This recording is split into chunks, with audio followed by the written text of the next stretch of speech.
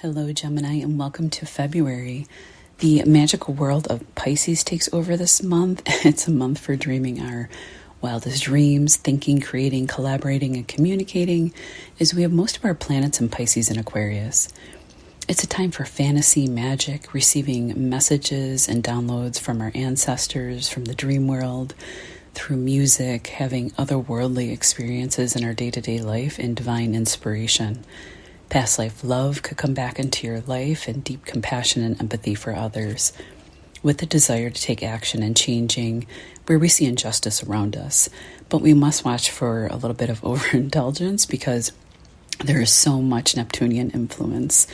If something comes to you like regarding art, creativity, music, film, writing ideas, ways to help people suffering in the world, the oceans, environment, jot them down, as this is no ordinary month, as the veils are thinning between the worlds and we're getting ready for that next round of eclipse activity, which can be felt weeks in advance, with the lunar eclipse in Virgo on March 13th.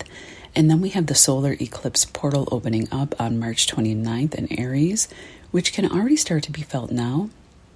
The energy for eclipses started to happen several weeks before the actual eclipse date.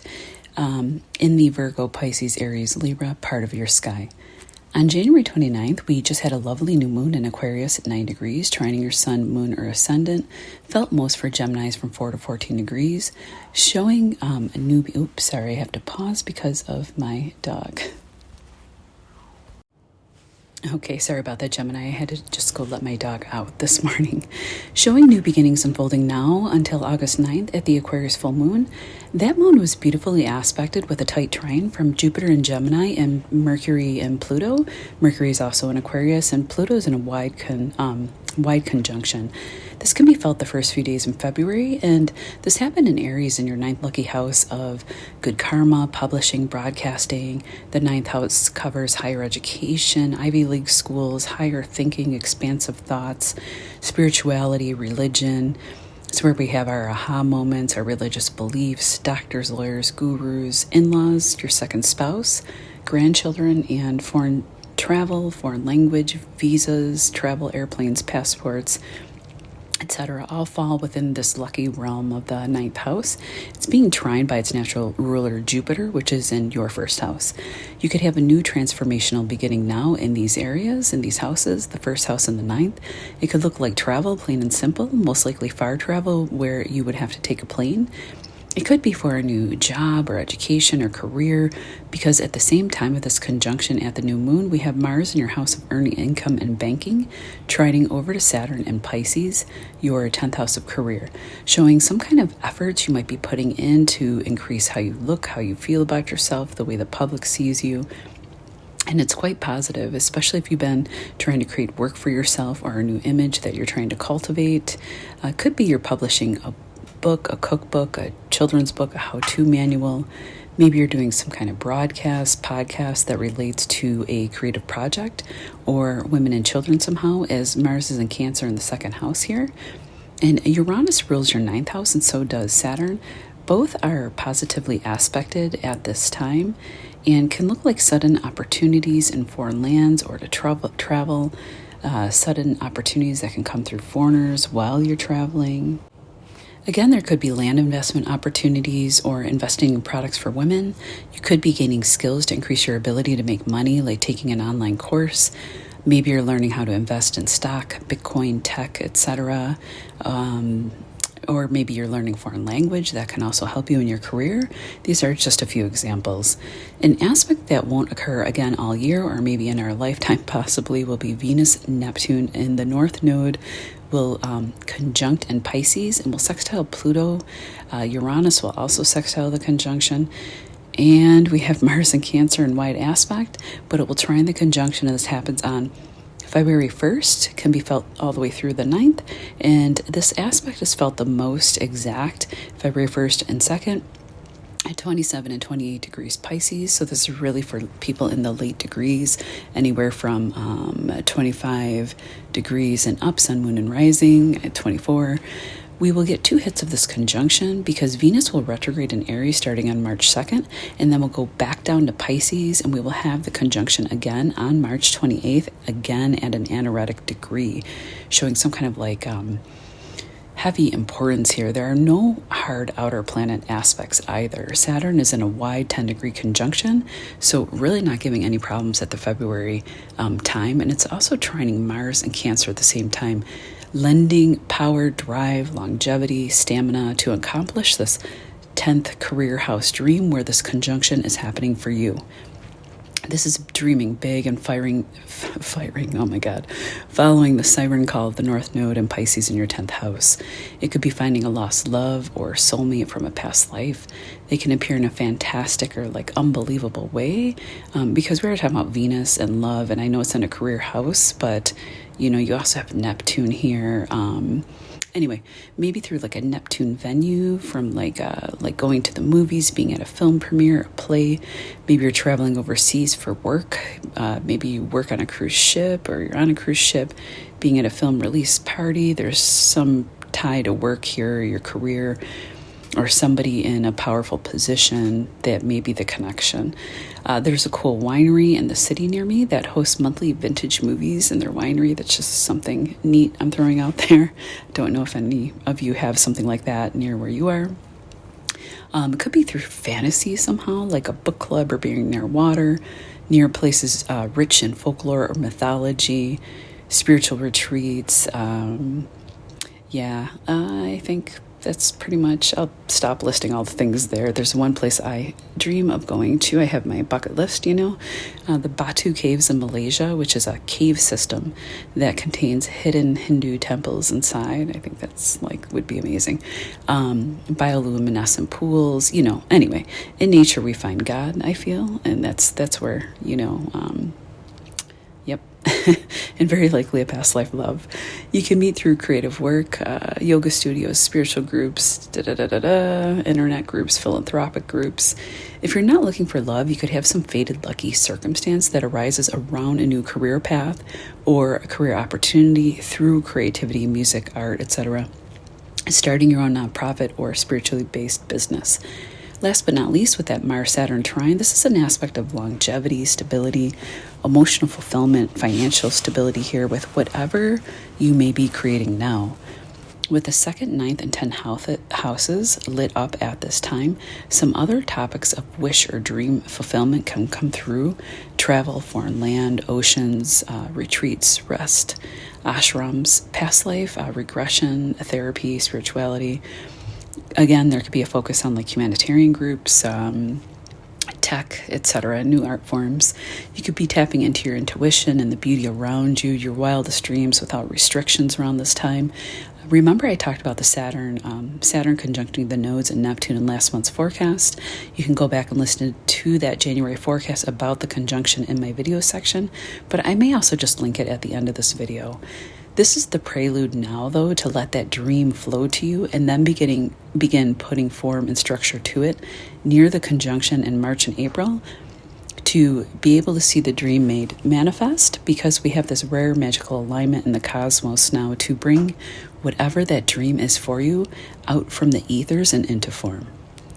On February 4th, Jupiter in Gemini goes direct, where you can start to see progress over the next several months around your first house areas, your physical body, your health, home, career, where you live, and your life overall.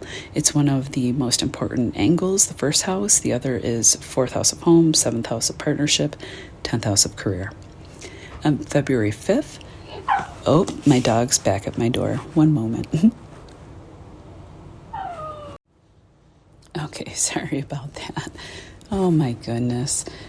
Okay, on February 5th, Venus enters Aries, your lucky 11th house of large groups and communities, internet, tech, AI, social movements, lottery wins, big gains that we see come in from our 10th house.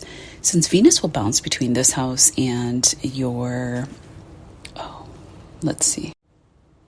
Venus will bounce between this house and your lucky 11th of large groups, communities, Venus also rules your lucky fifth house of creativity and romance. So you really can and should focus on taking a hobby or something you love doing and making it a career. It has the signature of fate, but also good financial gains here when we're talking about Venus.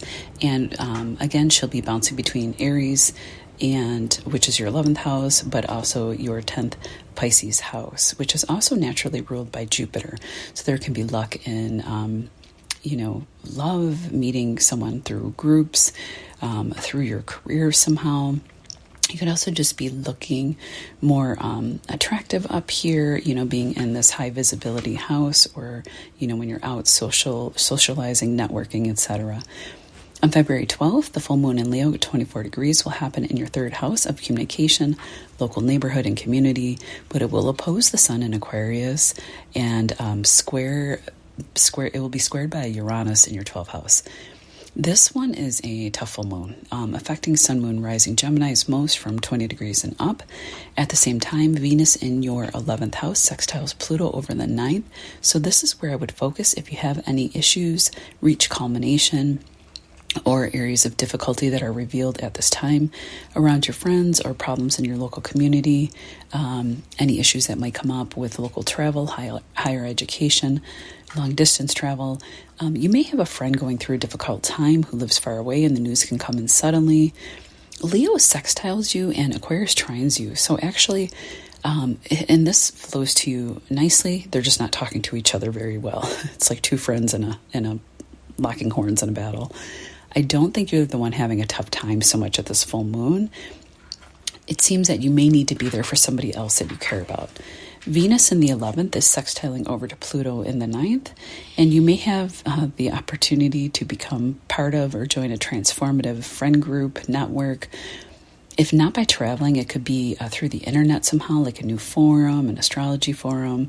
You could have a desire for more intense and meaningful connections on a larger scale. There can be big love or money or both opportunities at this time as well, since Venus and Pluto both represent money, and this aspect is between two lucky houses, your 9th and 11th, and maybe luck comes through like while you're traveling, through travel, again, through friendship groups, through some kind of communication, spirituality, etc., just to name a couple examples. On February 23rd, Mars is direct but not out of shadow until spring, so you can start to slowly but surely feel momentum again in your second house of banking and income, but also self-worth, your third house of communication, your sixth house of day-to-day work and health, and the 11th house as Mars is moving through your second, then third, but rules your 6th and 11th. On February 27th, we have the new moon in Pisces at 9 degrees. Again, this 10th house is highlighted and kind of bringing into visibility that earlier conjunction I had talked about. On March 1st through April 12th, Venus goes retrograde in Aries and Pisces, not out of shadow until May 16th, and you might want to write that down. I'll also list these dates in the description box down below. Venus is in shadow all month in your 11th house, going retrograde March 1st, so when we talk about Venus, we always say, watch out, especially retrograde, no cosmetic surgery or beauty procedures that are, irreversible, lasers and things like that, because Mars won't be direct and out of shadow until April, and Venus not until mid-May. But do research now if you're thinking about any kind of beautification, so you're presenting differently out in the public. Do your research now, find the right people or doctors, and then do those changes in May. If you're doing any decor things at home, I would just do paint, nothing crazy, no demolitions, change your curtains, etc. Venus only retrogrades every 18 months or so it's quite a significant time, and even more so as she's spending so much time in Aries and Pisces with the North Node, Saturn, and Neptune in Pisces, which is quite extraordinary. You could be rethinking a career, relationship, or friendship groups. If problems surface now, they can be healed or let go. You may be revisiting old friend groups during this long transit. Don't make any permanent decisions while Venus is retrograde when it comes to, money, love, friends, etc. Someone can come back from the past, an old friend group, or even someone from an old, from a past life. And if it feels right, you can rekindle the romance if it's a former love that you once knew. A new love Again, I say can appear from a past life as Venus rules your 5th house, but also your 12th house of past lives. Either way, don't make big decisions or have that wedding unless you have the signature in your chart, Venus retrograde that is, then it might actually work in your favor. You could also be reworking a creative project or something in that career realm. Take care, Gemini, and we'll see you next month. And sorry about my dog's interruptions. He's laying down now and settled in for the next little while.